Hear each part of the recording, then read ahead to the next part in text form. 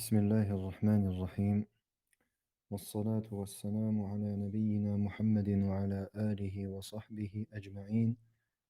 اللهم علمنا ما ينفعنا وانفعنا بما علمتنا وزدنا علما. اللهم فقهنا في الدين وعلمنا التأويل.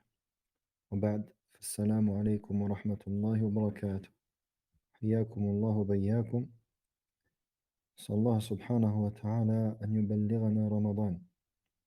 وكما تعلمون، لقد وفقنا الله سبحانه وتعالى بأن أحيانا إلى هذا الشهر المبارك الذي هو شهر شعبان، وهو كالتوطئة والتمهيد للصيام الواجب الذي هو صيام رمضان. فنحمد الله سبحانه وتعالى لذلك.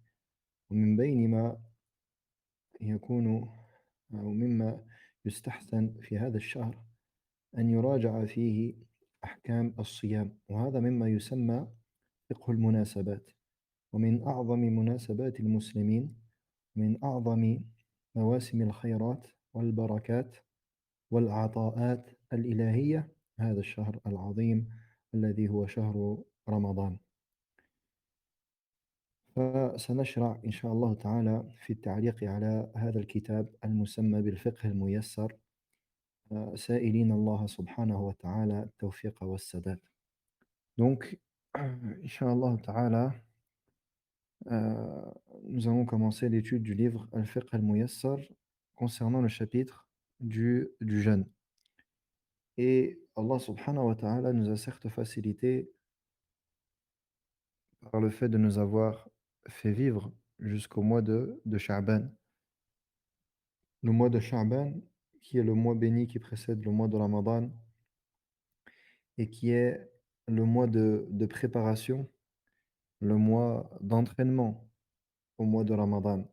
Le mois de Ramadan qui est le mois dans lequel il est obligatoire pour tout musulman de jeûner. Et Allah subhanahu wa ta'ala a fait donc du mois de Sha'ban un mois préparatif afin que le musulman rentre dans le mois de Ramadan. On demande à Allah Azza wa Jal de nous faire atteindre Ramadan et qu'il soit donc préparé et qu'il soit yani, euh, dans la meilleure des situations, en ayant préparé son corps par le jeûne surérogatoire, ainsi que son cœur par la lecture du Coran et également le jeûne, car le jeûne fait partie des causes afin d'obtenir la crainte d'Allah subhanahu wa ta'ala. Et donc, nous commençons, Inch'Allah ta'ala, cette série de cours.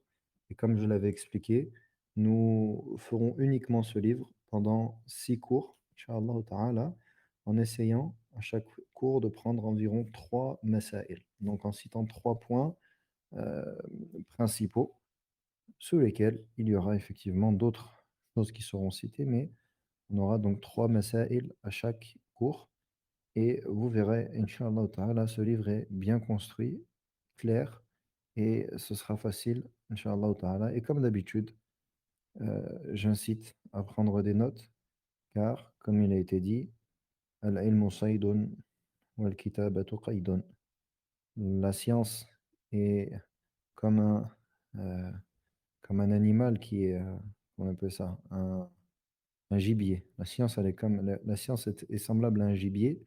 Et l'écriture, c'est le moyen de le chasser, chasser ce gibier-là. Donc, toujours prendre des notes et on essaie toujours de faire le maximum afin que le cours soit structuré et clair pour tout le monde. Et vous avez le bot afin de poser vos questions. Ne vous précipitez pas à poser des questions concernant des choses que l'on n'a pas vues, car il y a 90% de chances que ce que l'on n'a pas cité tout de suite, on va le citer dans les prochains cours. Donc, essayez de faire en sorte que les questions soient liées au cours, car Inch'Allah, on aura l'occasion de tout citer, je pense, bi'idhnillahi ta'ala, en tout cas, les choses les plus importantes concernant le jeûne. طيب. نعم. بسم الله الرحمن الرحيم. كتاب الصيام ويشتمل على 5 أبواب. الباب الأول في مقدمات الصيام وفيه مسائل. Donc, chapitre du jeûne, et il contient 5 chapitres. Le livre du jeûne, plutôt le livre du jeûne, Kitab al-Siyam, et il contient 5 chapitres. Le premier chapitre, c'est les introductions, les choses introductives au jeûne, et il y a donc plusieurs choses en cela. Al-mas'alatul ula, ta'rif al-siyam wa bayanu arkanihi. La première mas'ala, c'est la définition du jeûne et l'explication de ses piliers. La définition du jeûne et ses piliers. تعريفه الصيام في اللغة الإمساك عن الشيء. الصيام في اللغة هو الإمساك عن الشيء.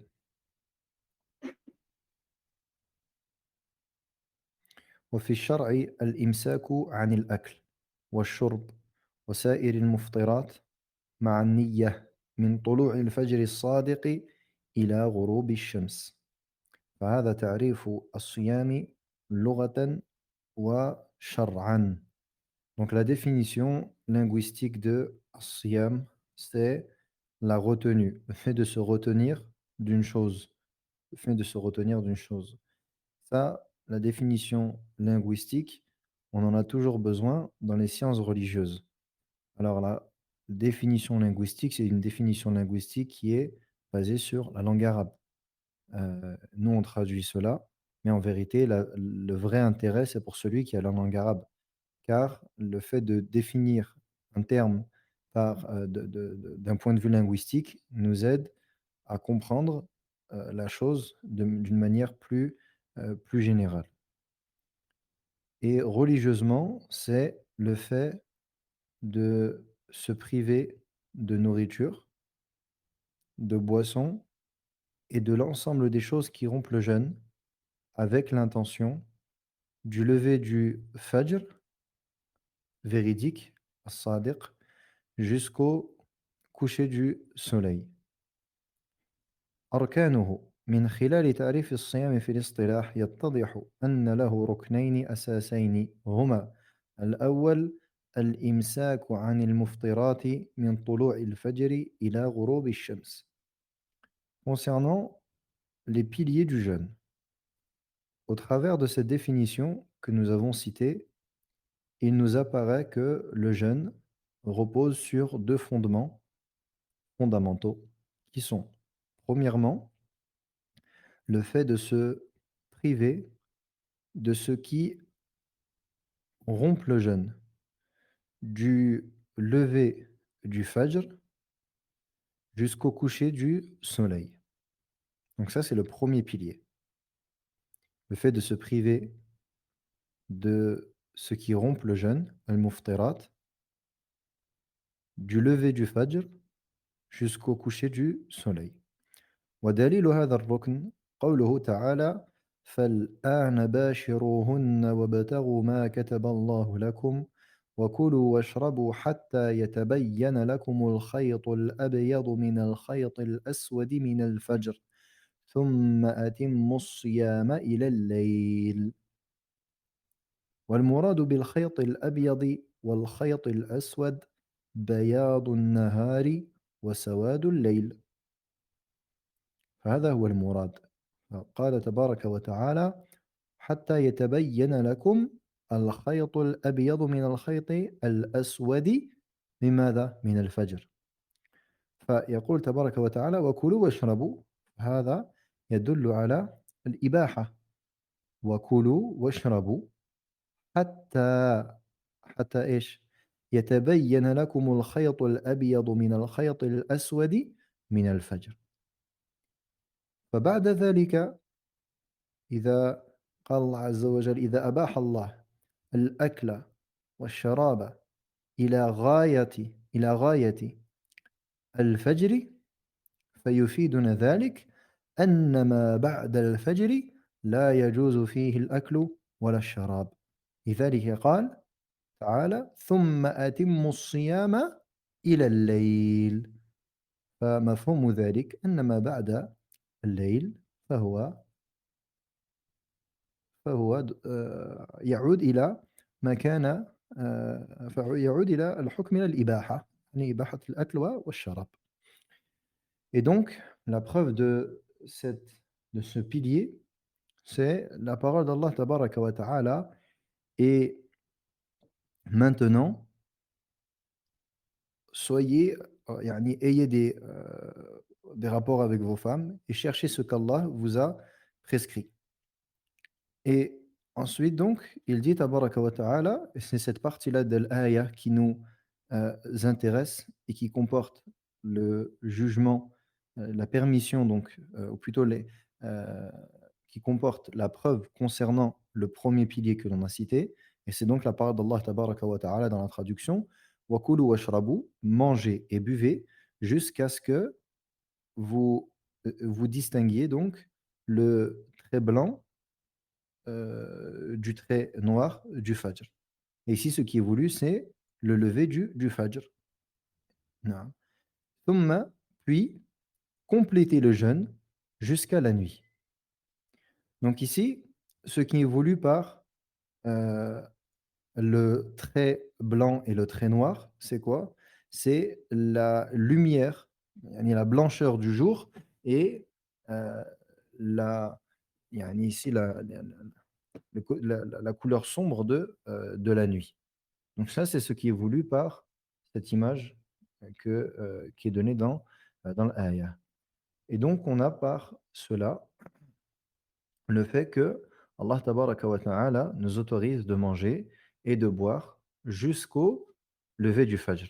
Puis, il nous dit compléter le jeûne jusqu'à la nuit. Et ici, la nuit, c'est donc Al-Maghrib. C'est donc Al-Maghrib. Et ce verset est une preuve également, de manière générale, que le début de la nuit, dans les règles, religieuses, donc dans la religion, le début de la nuit se fait à partir de quel moment? Il se fait à partir du maghrib. Cela veut dire donc que, par exemple, celui qui souhaite prier une prière surérogatoire après le maghrib, eh bien, il lui est autorisé de prier à voix haute. Pourquoi? Parce qu'il est dans la nuit. Et la base concernant les prières de la nuit, c'est qu'elles soient priées à voix haute. Et c'est la sunna. Donc celui qui souhaite faire une prière surrogatoire après Al-Maghrib, il peut le faire à voix haute. Et ceci est donc, non, il peut le faire à voix haute. Et on comprend donc que, également, lorsque l'on souhaite calculer le dernier tiers de la nuit, il faut commencer à calculer depuis le Maghrib. Pourquoi? Pourquoi on ne commence pas à calculer depuis l'Aïcha jusqu'au Fajr pour déterminer le dernier tiers? Eh bien, parce que la nuit commence au Maghrib. Donc, on calcule depuis le Maghrib jusqu'à le Fajr et on divise en 3 et on a le dernier tiers de la nuit, par exemple. نعم. الثاني النية، أي الركن الثاني النية، بأن يقصد الصائم بهذا الإمساك عن المفطرات عبادة الله عز وجل. فبالنية تتميز الأعمال المقصودة للعبادة عن غيرها من الأعمال، وبالنية تتميز العبادات بعضها عن بعض. فيقصد الصائم بهذا الصيام إما صيام رمضان أو غيره من أنواع الصيام. ودليل هذا الركن قوله صلى الله عليه وسلم: إنما الأعمال بالنيات وإنما لكل امرئ ما نوى.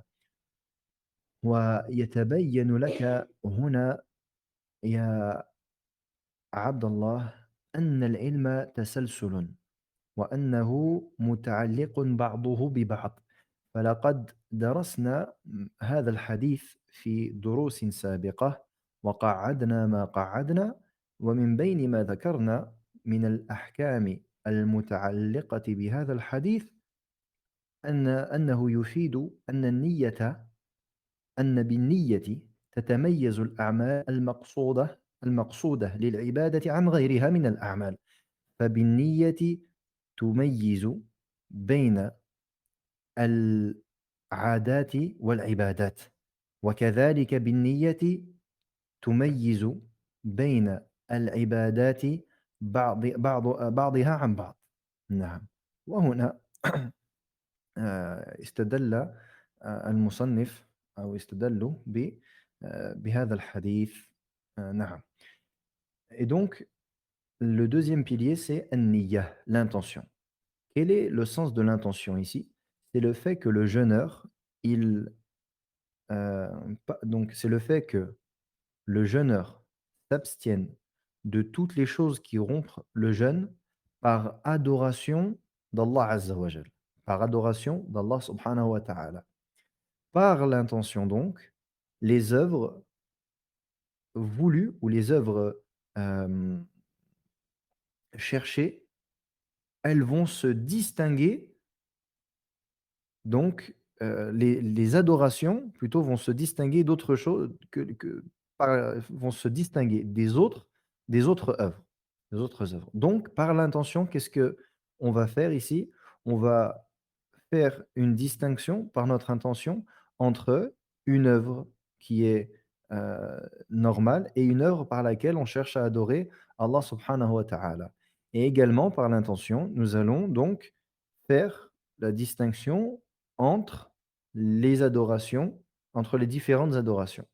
Et donc, lorsque le jeûneur, il va jeûner, il va soit viser par son jeûne le jeûne de Ramadan ou une autre forme de jeûne.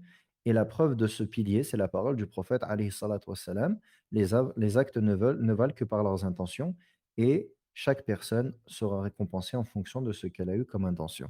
Et tu vois ici que la science est une chaîne et que toutes les sciences sont reliées les unes aux autres. Et c'est pour cela que ici tu remarques que on retrouve ce que l'on avait cité dans notre cours de l'explication du premier hadith des hadiths de An-Nawawi. Dans Al-Arba'in An-Nawawiyya, An-Nawawi rahimahullah ta'ala, il a commencé son livre par ce hadith. Les actes ne valent que par les intentions. Et qu'est-ce que nous avions dit? Nous avions dit que par l'intention, premièrement, les œuvres se distinguent les unes les autres, c'est-à-dire les œuvres de par leur genre. Est-ce que ce sont des œuvres par lesquelles on souhaite adorer Allah subhanahu wa ta'ala ou bien ce sont des œuvres du quotidien qui ne sont pas dédiées à l'adoration d'Allah subhanahu wa ta'ala? Et également, par l'intention, tu vas distinguer entre l'adoration elle-même et ses différentes formes. Donc ici, le jeûne, c'est une adoration. Le jeûne, c'est une adoration. Est-ce que nous avons une seule forme de jeûne, un seul type de jeûne? Non. Nous avons un jeûne obligatoire, un jeûne surrogatoire. Est-ce que nous avons un seul type de jeûne obligatoire? Non, il y a plusieurs types de jeûne obligatoires. Est-ce que nous avons un seul type de jeûne surrogatoire? Non, il y a plusieurs types de jeûne surrogatoires. Comment est-ce que cela va se différencier au niveau du serviteur? Par son intention. Et c'est son intention qui va déterminer cela. نعم. المسألة الثانية حكم صيام رمضان ودليل ذلك. La deuxième mas'ala, quels sont les autres jeûnes obligatoires? On va le voir juste après, Inch'Allah. المسألة الثانية حكم صيام رمضان ودليل ذلك. La deuxième mas'ala, le jeûne, le jugement du jeûne de Ramadan et la preuve de cela. فرض الله عز وجل صيام شهر رمضان وجعله أحد أركان الإسلام الخمسة. Allah Azza wa Jal a prescrit le jeûne du mois de Ramadan et il en a fait un pilier parmi les 5 piliers de l'islam. وذلك في قوله تعالى: يا أيها الذين آمنوا كتب عليكم الصيام كما كتب على الذين من قبلكم لعلكم تتقون. وقوله تعالى: شهر رمضان الذي أنزل فيه القرآن هدى للناس وبينات من الهدى والفرقان فمن شهد منكم الشهر فليصمه. La preuve de cela réside dans sa parole Azza wa Jal, comme il est venu dans la traduction. Ô vous qui avez cru, le jeûne vous a été prescrit comme il a été prescrit à ceux avant vous, afin que vous le craigniez. Donc ici, Allah il dit Kutiba alaykumus siyam, le jeûne vous a été prescrit, c'est-à-dire il vous a été rendu obligatoire. Et également dans l'autre verset, le mois de Ramadan dans lequel le Coran fut descendu, guidé pour les gens et éclaircissement de la guidée et du discernement. Celui qui et donc, qui atteste de ce mois, c'est-à-dire qui est présent pendant ce mois-là, alors qu'il le jeûne. Celui donc qui atteint le mois de Ramadan alors qu'il le jeûne.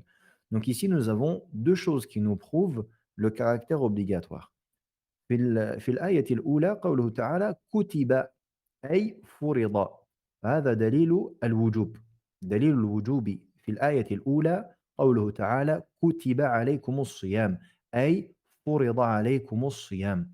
La preuve donc dans le premier verset, elle réside dans sa parole, Azza wa Jal, dans la traduction, le jeûne vous a été prescrit, c'est-à-dire vous a été rendu obligatoire.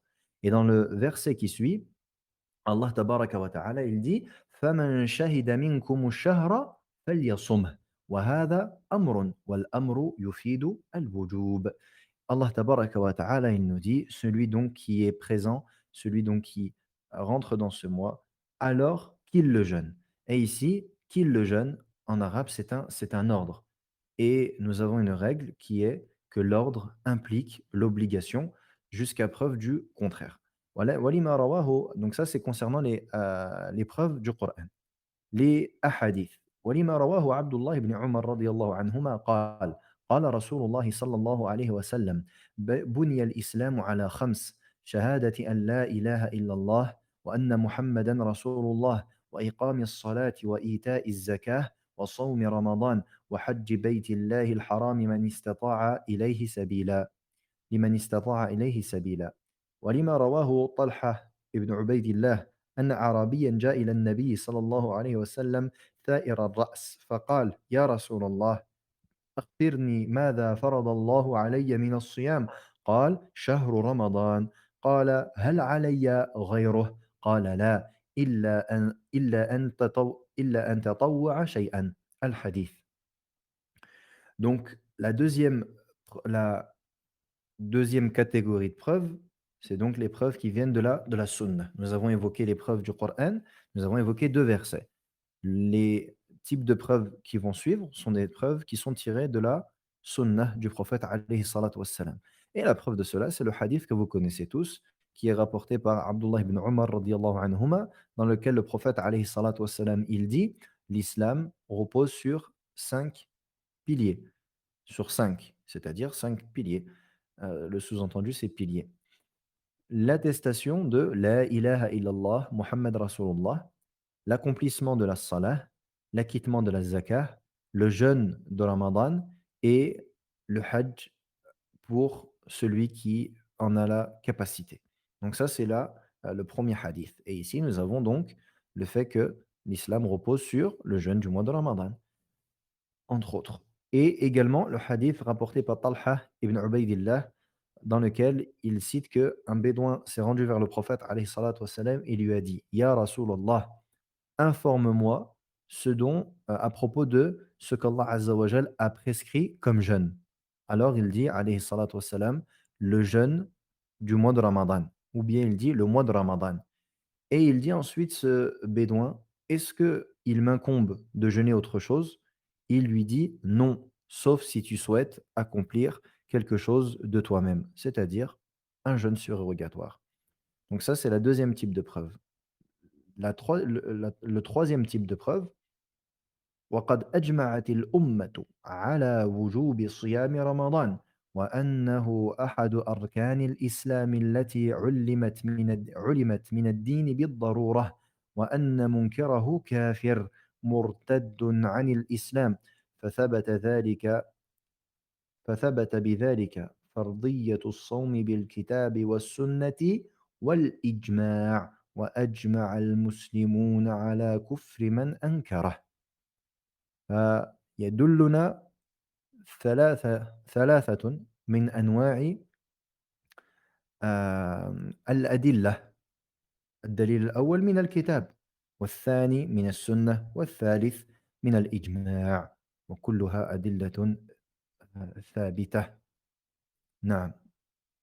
Donc, il dit ensuite, et, et là c'est la troisième forme de preuve, qui est al-ijma', le consensus. Il y a donc consensus chez les musulmans concernant l'obligation du mois de Ramadan. Et aucun parmi les salafs n'a contredit cela. Donc c'est une preuve de plus. Troisième, le troisième type de preuve. Nous avons cité plus de 3 preuves, mais on parle de type de preuve. Et donc, c'est al-ijma'. Les musulmans sont tous unanimes. Il y a un consensus concernant le fait que le jeûne du mois de Ramadan est un pilier parmi les piliers de l'islam que tout musulman connaît, forcément. Et également donc, celui qui rejette le caractère obligatoire du jeûne de Ramadan, il est mécréant et il a apostasié de l'islam.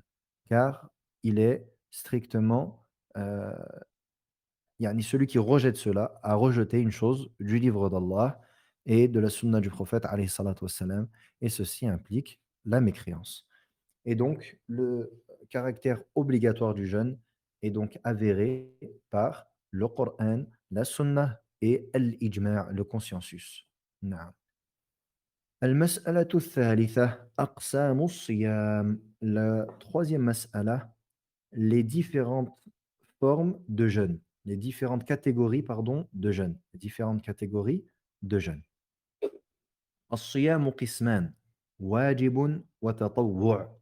والواجب ينقسم إلى ثلاثة أقسام: صوم رمضان، صوم الكفارات، صوم النذر.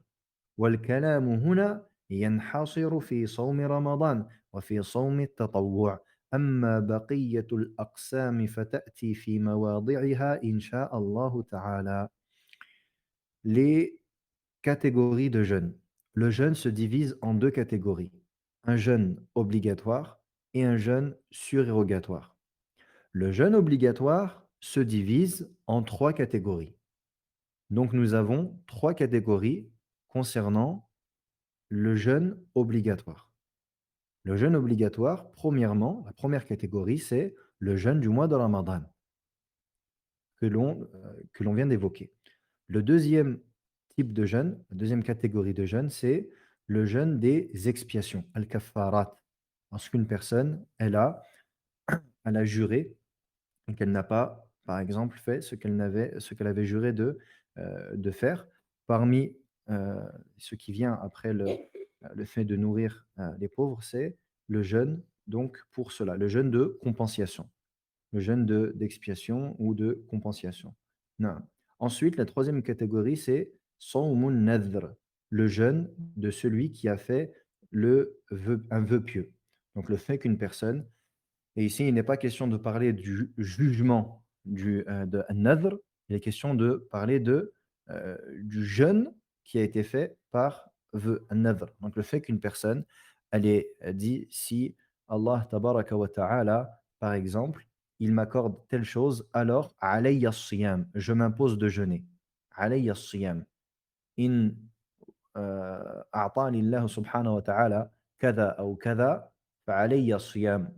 صيام يوم أو صيام أسبوع أو صيام شهر إلى آخره. Donc le fait que la personne dit: «Si Allah me donne telle chose, alors je m'impose de jeûner un jour, une semaine, un mois». Et ici, il n'est pas question de parler du jugement de cela. Est-ce qu'il est permis de faire un vœu pieux, un nadhr? Est-ce que ceci est permis ou n'est pas permis? On ne parle pas de cela, d'accord? Ce n'est pas notre sujet. Ici, le sujet, c'est de dire que à partir du moment où la personne, elle s'est imposé ce jeûne, cela rentre dans la catégorie du jeûne obligatoire, que la personne n'a pas le droit de ne pas jeûner. Et donc, ça rentre dans cette catégorie-là. Donc, je répète, nous avons 3 catégories de jeûne obligatoires. Le premier, qui est connu de tous, c'est le jeûne de Ramadan. Le deuxième, c'est le jeûne de compensation. Et le troisième, c'est le jeûne de An-Nadhr, donc le vœu pieux. Je ne sais pas, Allah alam, si la traduction est bonne, mais je pense qu'en expliquant, ce fut clair. Si ce n'est pas clair, n'hésitez pas à poser la question, je répète, bi'idhnillahi ta'ala.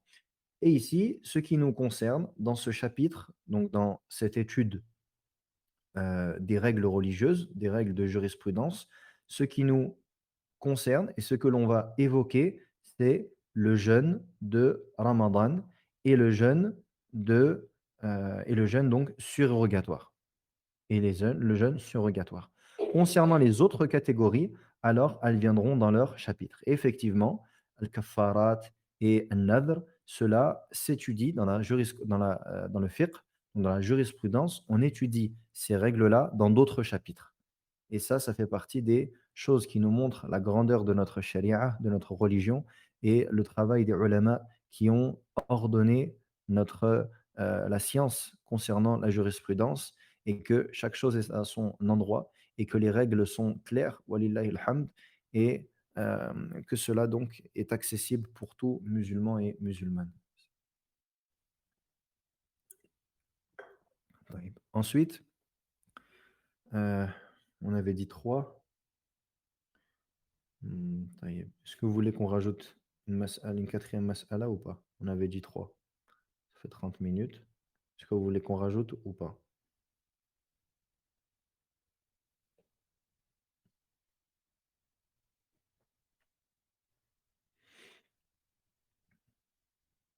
طيب. طيب, Inch'Allah, on va rajouter. Ça sera pas très long de toute façon. المسألة الرابعة فضل صيام شهر رمضان والحكمة من مشروعية صومه. La quatrième mas'ala, les mérites du jeûne de mois de Ramadan et la sagesse concernant la législation de ce mois. Le fait qu'il soit légiféré par Allah subhanahu wa ta'ala. Premièrement, فضله, ses mérites. عن أبي هريرة رضي الله عنه عن النبي صلى الله عليه وسلم قال: من قام ليلة القدر إيمانا واحتسابا غفر له ما تقدم من ذنبه ومن صام رمضان إيمانا واحتسابا غفر له ما تقدم من ذنبه. Concernant ses mérites, premièrement, nous avons la parole du prophète alayhi salatu wassalam. D'après Abi Hurairah radiyallahu anhu, il dit alayhi salatu wassalam: celui qui prie la nuit du destin avec foi et en espérant la récompense, alors ses péchés précédents lui seront pardonnés. Et celui qui jeûne à Ramadan avec foi et espérance, yani qui espère la récompense, alors ses péchés précédents lui seront pardonnés. وعنه رضي الله عنه أي أبي هريرة رضي الله عنه عن أن النبي صلى الله عليه وسلم قال: الصلوات الخمس والجمعة إلى الجمعة ورمضان إلى رمضان مكفرات لما بينهن إذا اجتنبت الكبائر. Et le prophète alayhi salatu wassalam, d'après Abu Hurairah radiyallahu anhu, toujours il dit: les 5 prières, le vendredi au vendredi, yani la prière du vendredi à la prière du vendredi, de Ramadan à Ramadan, ces choses-là sont des expiations euh, pour ce qu'il y a entre elles tant que les péchés majeurs sont délaissés. Donc parmi les mérites immenses du mois de Ramadan, c'est que il fait partie des moyens qu'Allah subhanahu wa ta'ala nous a accordés et par lesquels il nous a comblés afin de voir nos péchés pardonnés et effacés d'un Ramadan à un autre. Et parmi les autres adorations qu'Allah subhanahu wa ta'ala nous a accordées et qui nous permettent de voir nos péchés effacés, et ici, comme il dit le prophète alayhi salatu wassalam, tant que les péchés majeurs sont délaissés, c'est les 5 prières. Donc d'une prière à une autre, les péchés que tu as pu accomplir entre ces prières, la salah bi'idhnillahi ta'ala, est une cause afin que ceci te soit pardonné. De la prière du vendredi jusqu'à la prière du vendredi, de Ramadan à Ramadan. Et ici, donc, la parole du prophète, alayhi salatu wassalam, parce qu'il dit: إِذَا اجْتُنِبَتِ الْكَبَائِرُ, tant que les péchés majeurs sont pardonnés, tant que les péchés majeurs sont pardonnés, cela nous montre que il y a des conditions particulières afin que les péchés majeurs soient pardonnés. Et que les péchés majeurs et capitaux sont différents des péchés mineurs. Les péchés majeurs, ils ne peuvent être pardonnés par Allah subhanahu wa ta'ala que par un repentir, que par le repentir. Et le repentir, il repose sur plusieurs conditions, comme vous le savez. Le fait d'avoir l'intention ferme de ne plus jamais revenir sur ce péché, le fait de se séparer de ce péché, le fait de le regretter, et comme toutes les adorations, le fait de le faire sincèrement pour Allah subhanahu wa ta'ala. Et si jamais cette chose-là est liée au droit d'un autre homme ou femme, eh bien, ce droit pardon, doit lui être rendu. Et donc, cela nous montre également on tire de ce hadith les grandes faveurs d'Allah subhanahu wa ta'ala envers ses serviteurs et ses bienfaits. Et que Allah azza wa jal, il est grand pardonneur. Et que Allah azza wa jal, il aime nous pardonner. Et parmi les choses qui montrent que Allah subhanahu wa ta'ala aime nous pardonner, c'est qu'il a multiplié les moyens qui permettent aux croyants de se voir pardonner ses péchés. Subhanallah. On remercie Allah subhanahu wa ta'ala pour ses bienfaits. Et parmi ces moyens qu'Allah Azza wa Jal nous a accordés, il y a donc le jeûne du Ramadan.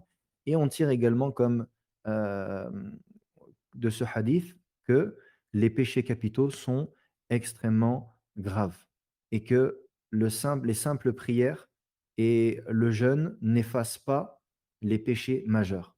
Et que afin que Allah Azza wa Jal pardonne un péché majeur, eh bien, il faut absolument que la personne ait respecté les conditions que nous avons citées. Na. Ensuite, il dit هذا بعض ما ورد في فضل صيام شهر رمضان وفضائله وفضائله كثيرة. Donc ceci est une partie des mérites du mois de Ramadan et ces mérites sont nombreux.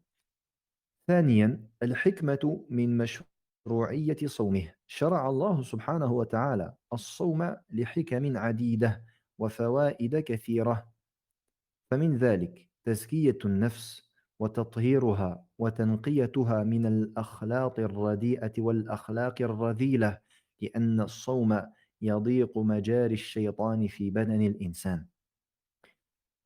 Et donc, euh, deuxième point, c'est la sagesse dans la législation du mois du jeûne de Ramadan. Allah subhanahu wa ta'ala a légiféré le jeûne du mois de Ramadan pour de nombreuses Hem, ici pour de nombreuses sagesses et pour de nombreuses sagesses. Parmi celles-ci, premièrement, la purification de l'âme et le fait de la purifier de toutes les choses qui sont mauvaises, les mauvais et des mauvais comportements. Donc le jeûne, il va permettre au serviteur de purifier son âme et donc de la nettoyer des impuretés. Et parmi celles-ci, donc toutes les mauvaises choses de manière générale, et ces choses-là sont causées par les péchés, ainsi que les mauvais comportements. Pourquoi? Car le jeûne, il rétrécit les voies du diable pour, yani dans le corps de l'être humain. Et ici, je pense que, dans le livre, ce à quoi il est fait référence, c'est, le hadith du prophète sallallahu alayhi wa sallam, dans lequel il nous dit que le diable, yani il coule dans les veines du fils d'Adam comme son sang. Yani que le diable, il est, naam et c'est, certains les savants, ils ont divergé concernant cela. Est-ce que ceci est au sens propre ou non? Et je pense que ceci, ici, c'est à ça qu'il fait référence et dans tous les cas le jeûne, de manière générale, que ce soit pris de manière, yani, on prenne le sens, figuré ou le sens apparent, dans tous les cas, le jeûne, il fait partie des protections contre le diable. Et c'est pour cela que le prophète, alayhi salatu wassalam, également, il a enjoint aux jeunes de se marier pour celui qui peut le faire et que celui qui ne peut pas se marier, alors qu'il jeûne. Car le jeûne, il fait partie des moyens qui permettent donc heu, يعني de renforcer la protection de l'âme contre les passions, النفس. ثانيًا في الصوم تزهيد في الدنيا وشهواتها، وترغيب في الآخرة ونعيمها. Deuxièmement, parmi les bénéfices, les mérites, ou plutôt les sagesses, pardon, parmi les sagesses du jeûne, il y a le fait que le jeûne, il te détache de la dunya et des passions de celle-ci et qu'il te motive à te tourner vers l'au-delà et les délices de l'au-delà. Donc lorsque l'on jeûne, on se prive de la nourriture, on se prive de la boisson, on se prive des rapports intimes et ces choses-là font partie des shahawat. Cela fait partie de shahawat, les désirs que, tout être humain ressent. Et même si ici, il fait partie yani il n'est pas question de évidemment, yani, il est question de se priver de ce qui est halal, sans parler de ce qui est haram, donc ce qui est haram a fortiori, mais, le fait donc de se priver de ces choses-là pour Allah subhanahu wa ta'ala nous permet de nous détacher de cette dunya. Bien que ce soit des choses qui, à la base, soient halal. Yani la nourriture, c'est quelque chose qui, à la base, est halal. La boisson, c'est quelque chose à la base qui est halal. Les rapports intimes, dans ce qu'Allah Azza wa Jalla a autorisé, entre époux et épouse, c'est quelque chose qui est halal. Mais pour se rapprocher d'Allah subhanahu wa ta'ala et se détacher de cette dunya, eh bien, Allah Azza wa Jalla a légiféré le jeûne afin donc que l'être humain se sépare de dans un temps déterminé de ces shahawat, donc de ces désirs-là. Et donc, cela amène à se tourner plus vers l'au-delà. ثالثا الصوم يبعث على العطف على المساكين والشعور بآلامهم لأن الصائم يذوق ألم الجوع والعطش. Troisièmement, le jeûne, il va nous amener à ressentir de la compassion pour les pauvres et le fait de ressentir leur douleur. Car le jeûneur, il goûte à la faim et également à la soif. إلى غير ذلك من الحكم البالغة والفوائد العديدة. Et autre que cela, parmi les mérites, ou plutôt les sagesses immenses. Et ici, indirectement, ça a été cité. Et on terminera le cours sur cette question que je vais vous poser. Quel est le plus grand bénéfice du jeûne? Quelle est la plus grande sagesse du jeûne? Et cette sagesse-là, elle est citée dans le Coran et on l'a citée euh, au début du cours. Quelle est-elle?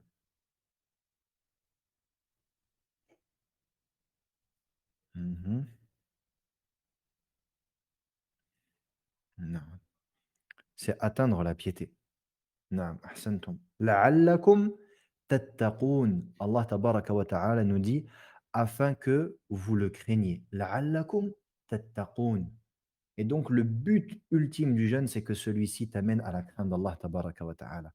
Comment est-ce qu'il t'appelle à la crainte d'Allah subhanahu wa ta'ala?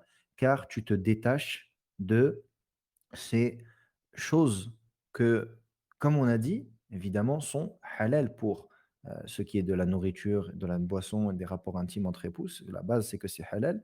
Et également, donc des choses qui sont haram. Donc si tu te prives pendant ton jeûne de ces choses qu'Allah Azza wa Jal a rendues halal, que dire alors des choses qui sont haram? Et c'est pour cela que tu trouves que pendant le mois de Ramadan, tous les musulmans trouvent une facilité beaucoup plus grande à obéir à Allah Azza wa Jal qu'en dehors du mois de Ramadan. Et ce mois de Ramadan, il doit donc vraiment nous servir d'école. Pendant le mois de Ramadan, on doit s'éduquer et on doit changer. Et on doit prendre ce mois comme un tremplin. Et ici, il n'est pas question de faire énormément de choses pendant le mois de Ramadan et de délaisser passer Ramadan. Effectivement, ce que l'on peut accomplir pendant le Ramadan, il est extrêmement difficile de l'accomplir en dehors. Mais cela ne veut pas dire que l'on doit passer de tout à rien. Non, justement, on doit, une fois revenu à la normale, après le mois de Ramadan, avoir des adorations qui ne sont peut-être pas autant que pendant le mois de Ramadan, mais qui sont plus que lorsque tu as commencé le mois de Ramadan. Et ça, c'est l'objectif. Et c'est de craindre Allah tabaraka wa ta'ala. Et la crainte d'Allah subhanahu wa ta'ala, c'est le fait de délaisser ses interdits et d'accomplir ses ordres. Et de mettre entre toi et la désobéissance d'Allah subhanahu wa ta'ala une protection. Et donc, c'est pour cela qu'il faut que l'on se rappelle que ceci est le but ultime du mois de Ramadan. Et on s'arrête là pour le cours d'aujourd'hui, Inch'Allah ta'ala. Et nous continuerons dimanche. Je prends mes questions concernant ce que l'on a cité. Les autres questions concernant le mois du jeûne, barakallahu fikum, on les évoquera sûrement dans les cours suivants.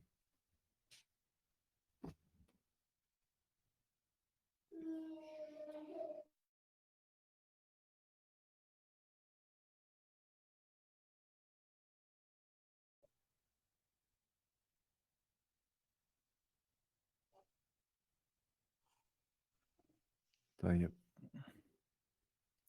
La crainte d'Allah subhanahu wa ta'ala, c'est le fait d'accomplir les choses qu'Allah a rendues obligatoires et de délaisser les choses qu'Allah a interdites. التقوى اجتناب معاصي الله وامتثال بالأوامر. et également le fait que tu places entre toi et la désobéissance d'Allah une protection. Inch'Allah, salat al-tarawih, on en parlera bi'idhnillahi ta'ala dans les cours. Naam. طيب.